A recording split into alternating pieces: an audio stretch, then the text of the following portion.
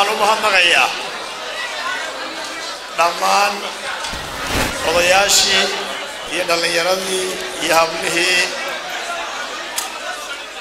inoo suurtageliyey munaasabadda quruxda badan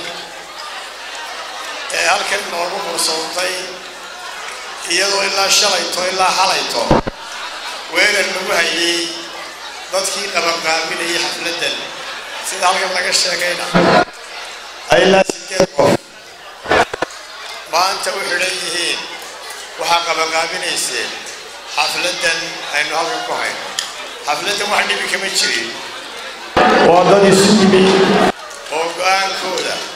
iyo taladooda cabirayay waxaan si adag u cambaaraynaya xadhiggaa lagu xidhay muwaadiniinta oo xaqdarro ah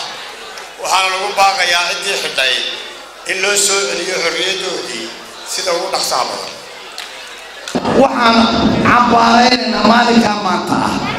waxaynu cambaaraynaynaa xukuumadda gobolka iyo tasarada waynu cambaaraynaynaa ramaax baynu cambaaraynaynaa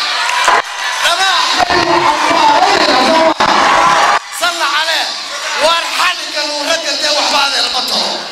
8 nin baa xiran guddoomiyey 8 nin baa xiran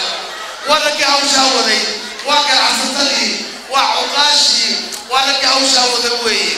miyaynu wax u noqonnay waxba umaynaa noqon odayaashun bay naga yara khaldeen odayaashu bay naga yara maqan soo maa